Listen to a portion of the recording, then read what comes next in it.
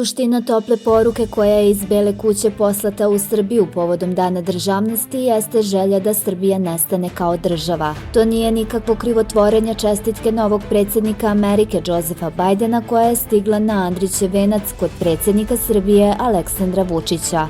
Sadržina tog pisma zaista predstavlja nezapamćen cinizam i potpuno ogoljenu uvredu svakog građanina Srbije. Bajden bez uvijanja i diplomatskih oblandi čestita nam Dan državnosti uz poruku da Sjedinjene Američke Države daju podršku postizanju sveobuhvatnog sporazuma o normalizaciji s Kosovom koji je fokusiran na međusobno priznanje.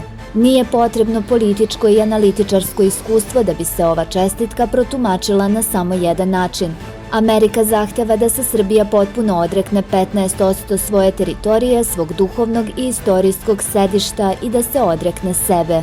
Amerika smatra da Srbija pritom treba da se mazohistički perverzno raduje činu konačnog samoodricanja i da čak na tome zahvali i vašingtonskim partnerima.